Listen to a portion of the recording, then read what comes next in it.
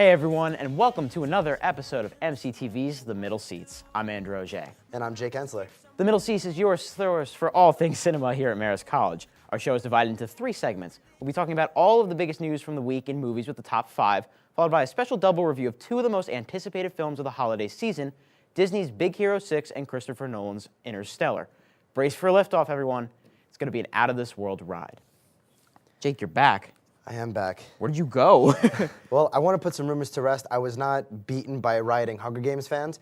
I was, in fact, running away from Ouija. I couldn't bring myself to do it. So thank you to our wonderful MCTV president, Brittany Jelinski, for filling in and just taking on responsibility I felt like I couldn't handle. You make yourself sound like a martyr. Man, Ouija, I couldn't bring myself to do it. Like, what, 8% on Rotten Tomatoes? 8% as we talk right now. So we took a week off last week as well. Yep. And we're gearing up, though. We have a nice little home stretch coming up here at the end of the season. Oh, yeah. Holiday movies that you're really excited about? Foxcatcher, Whiplash, both. Yeah. I don't know, actually. I guess, Imitation Game, I want to see Cumberbatch. Imitation Game. That's going to be big. So any major stuff, like any major releases, like Hunger Games, Hobbit? A little excited for Hunger Games because I wasn't originally. I know. You're really trying to make me do this again? I'm trying to. That was like, you didn't go for the bait. Yeah, no. It's like that Geico commercial with the money, like, you try again next time. Yeah, I'm finally fingering on. Okay. Yeah, but it's going to be an exciting holiday season, I think. Yeah, I agree. Okay. But before we can get excited about the movies of this season, we must shed some focus on the movies of the distant future or past. This is the top 5. These are the stories we found this week that we found the most interesting. They are ranked in ascending order. When Rocky Balboa, the 6th installment of the Rocky franchise, was released in 2006, many people thought that it was the franchise's way of saying so long. However, our number 5 story reports of a project that sees the return of everyone's favorite underdog in a unique and exciting way. Fruitvale Station actor-director combo Michael B. Jordan and Ryan Coogler are signed on for Creed, the story of Apollo Creed's grandson and his attempt to break into the boxing industry. The combo of Jordan and Stallone will be joined by prize-winning fighters Andre Ward and Tony Bellew, and filming is set to begin in January. How many of the Rocky movies have you seen? You're going to say 0? You haven't even seen the original Rocky? I've seen bits and pieces. Okay, yeah. The original Rocky's a really, really good movie. Yeah, I've heard great things about it. Not just a good sports movie. It's a really good underdog story. It has a lot of cool themes about Warrior? Like Warrior. It basically is like the older version of Warrior. Right. We would not have a Warrior if we didn't have Rocky. Oh, I'm sure. And then I have seen bits and pieces of 2 through 5. 6 is a really good movie as well, which is surprising. Rare. Yeah, that's you don't get a rare. 6th movie in a series that's solid. But yeah, I'm really excited about this project. Fruitvale Station was one of the most underrated movies of last year. I was going to say, I have a friend back home, Justin, who's been on me about watching that movie, and I haven't gotten to it, so I have to get to that before this movie comes out. Yeah. And Michael B. Jordan, Fantastic Four One of the best out. up and coming actors today, Yep. I think. I'm excited about the potential of this project. Yeah, it's definitely a good idea. Yeah. We wouldn't be reporting on it if we didn't think it was interesting. All right, well, thank you. While Sony appears to be lost with Sinister Six movie and overall Spider-Man universe, our number 4 story lets me believe that there is hope for another. We all know Marvel is doing phenomenally well, but on the rise is the DC universe. DC is trying to go toe-to-toe with Marvel in release dates, and a new and exciting one is Suicide Squad. David Ayer is in the director's chair for the film, which is about a team of supervillains who are given a chance to redeem themselves by completing a government mission. The catch? The mission will probably kill them. The cast is still only rumors, but those rumors have linked Oscar winner Jared Leto to the role of iconic villain the Joker, the Wolf of Wall Street knockout Margot Robbie as Harley Quinn, Jesse Eisenberg as Lex Luthor, and actors such as Tom Hardy, Will Smith, and Jai Courtney linked to unknown roles. With a good director and a potentially all-star cast, this DC supervillains movie could make August 5th, 2016 huge. What are your thoughts about, I guess, even Tom Hardy potentially being in another DC supervillain role? The cast is off the chain. Awesome cast. However, do you have any hesitance about Leto as the Joker? I don't know. I feel like if anybody can pull it off after Ledger, he can. He is a very good actor. He's been able to transform himself, absolutely. as we saw last year with Dallas Buyers Club. Yeah. Yeah, it's just, I don't know, it feels a little weird after all this He's time. got a lot, humongous shoes to fill, like size 82 shoes to fill. It's going to be size really tough. 82. I'm trying to make a comparison. It's going to be really, really hard. He's going to get a lot of critique if it is officially him. but I think he can do it. I think he's a pretty good choice for it. I'm still hung up on size 82. What is size 82? It's Is that the probably size the of King table. Kong? I mean, oh, that's big. Oh, yeah, okay. yeah, it's probably King Kong's foot. Yeah, I've heard King something Kong like has that. bad fungi, but we'll talk about that on a different show. I hope not, Margot actually. Robbie, great actress choice for Harley Quinn. Fantastic Yeah, choice. Wolf of Wall Street put her in the spotlight, and I love that. It's a wait and see for Eisenberg on Lex Luthor, I think. Really? I thought yeah. he was secure. No, I mean like as if he's good or not. Oh, right. Yeah. Well, I've heard his audition was great. I mean, they ruled out Joaquin Phoenix and Bryan Cranston. Bryan Cranston, so, ruled out. who looks like Lex Luthor. Right. Lex I was Luthor. like, oh, perfect. Not whatever. You guys And know what you're doing. Hollywood needs to try to stop making Jai Courtney happen, but Well, we'll see. This movie is about redemption, so. yeah, we'll see. We'll see. I'll give will him a see. chance. I'll give him another chance. Think about any weird combination of famous personalities in history, and I guarantee you that the pairing for the film of our number 3 story tops that. Man of Steel's Michael Shannon and A House of Cards' Kevin Spacey have signed on to play Elvis Presley and Richard Nixon in a retelling of a famous morning in 1970 where Elvis requested that Nixon make him an undercover federal agent. Liza Johnson from a screenplay by Cary Elwes and Hanala and Joey Segal will direct the film that this amazing tidbit is based on. No release date is set. Now, I did not know much about the screenplay for this movie. I like the casting choices, though. Mm-hmm. I think that's interesting. And the story itself is interesting. I mean, Elvis wanting to be an undercover agent in itself is interesting, but... I just want to know how that meeting went. Right? Yeah. like shaking his hips, so you think I can do it? Yeah, and then Nixon's like, "Rrr," like barking at him. Yeah, something like that. Yeah. If Nixon doesn't bark at least 4 times in this movie, this is not an historically accurate movie. Oh, no. But I just thought this was like, I ran into this and I was like, this is a really interesting pairing of personalities. 2 of the biggest personalities of the 20th century came together on this one morning just to discuss another insanely weird thing. Was Elvis high? I mean, yeah. Was Nixon high? Conspiracy. Scandalous. Watergate. Watergate. Oh, God. Yeah, when you pitched this idea to me, though, I was like, at first I was skeptical because I didn't really know much about it, and I was like, okay, and what? Like, I was like, read the story. Read the story. Right. Then now it's definitely compelling. Stuff is crazy.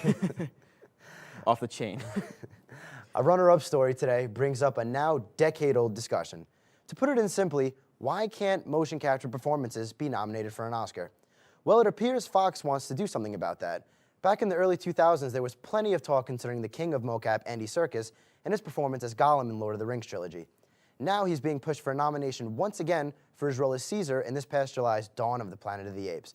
However, he is only being pushed for a Best Supporting nomination due to a crowded Best Actor year. It should be an interesting year and dilemma for the Academy.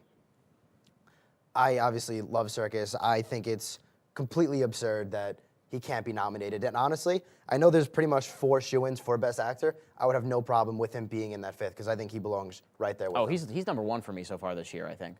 Yeah, I haven't seen Birdman, but I mean... Oh, even having seen Birdman, which Michael Keaton is fantastic in, it's still Andy Serkis for me because... Really? Not only does he have to give a performance, like deliver dialogue and stuff like that, but he has to get the mannerisms of a completely different species. Right, he has to play a monkey incredible. And then give personality to this monkey. Yeah. That's really hard, Well, people. Ape. Let's Let's be PC here. But anyways, I completely agree with your idea that this should not be an issue. This shouldn't be an issue in 2014. I mean, not to put a damper on any other performances, but could actors like DiCaprio and like Tom Hardy, I'm sure they could do it, but they haven't yet. Andy Serkis has clearly established himself as a good actor and phenomenal in mocap. Why can't he be nominated? This isn't just acting. This is performance art. Like there's I would say there's a distinction because this is inhabiting something a completely different entity. And I'm really, really hoping that he gets at least a lifetime achievement sometime in the future. I mean, he better. I'm almost a little salty about this subject. I really think he should for Best Supporting, no, that should go to Toby Kebbell is his name, right? Toby Kebbell, yeah. He should get Best Supporting. He was just as good as Serkis. I mean, I know I'm getting mad. It's just politics, and hopefully it gets righted soon. Hopefully. Our top story tonight pertains to the surprise announcement of the next installment in one of the top franchises in film history. Critics adored Pixar's Toy Story when it changed the game of animation forever in 1995, and have subsequently loved the 1999 and 2010 sequels as much, if not more. It had been assumed that the series' life would continue through various short films, but John Lasseter shocked the industry last Thursday when he announced the development of Toy Story 4. Lasseter will direct the fourquel, which will be working off a script co-penned by Parks and Recreation's Rashida Jones. The story was developed by the prestigious Pixar Brain Trust, which includes Lasseter, Toy Story 3's Lee Unkrich, Up and Monsters, Inc.'s Pete Docter, and Finding Nemo and WALL-E's Andrew Stanton. Toy Story 4 will try to have a friend in all of us when it falls in style into theaters on June 16, 2017. I'm not excited for this. I have to know more about it, but at first thoughts, I'm a little annoyed. Toy Story 3 has one of the best endings of all time. 100% agree. It's 100%. an emotional, phenomenal capping, like little coda to the end of the series. There doesn't need to be a continuation of the story in a large screen format. Nope. Toy Story 3's ending had me more emotional than like most movies. I'm trying to think of a movie I saw recently that was supposed to be emotional. I can't think of it. And like people were like, "Oh my God, that was so upsetting." I'm like, Toy Story 3 had me like much worse. I know. I don't see how this can work. And what I've read is that they hired Rashida Jones because Rashida Jones is good at writing female characters, and apparently, I'm thinking this one's going to focus a lot more on Jessie from that tidbit alone. That would make sense. Maybe it's about Jessie like going back and finding her old owner or something like that, Or which I even- can or buy. even where But they left off. like Jessie's a secondary character. This Right. is Woody and Buzz's story, and that story is Right. over. And if they're gonna make it about Jessie, maybe even a spin-off, not Yeah. Toy Story 4. This is the same exact problem I have with Finding Dory because I don't see a need for it. Finding Nemo has a phenomenal ending. Again, Yeah. it's just not necessary. And Pixar has been proven to prove people wrong. Yeah, so that's I'm true. going to give them the benefit of the doubt, I guess. But Yeah, and I really hope they don't fall. And if they do, I hope they do it in style. I had to. that will do it for the top 5 this week. It's time to move into our double review of Big Hero 6 and Interstellar. First up is Jake's take on Disney and Marvel Studios' Big Hero 6. Take it away, Jake. Thank you. Disney is at it again, and it seems as if almost every year Disney comes out with a popular animated film. A decade ago, they collaborated with Pixar to give us The Incredibles. I know, scary.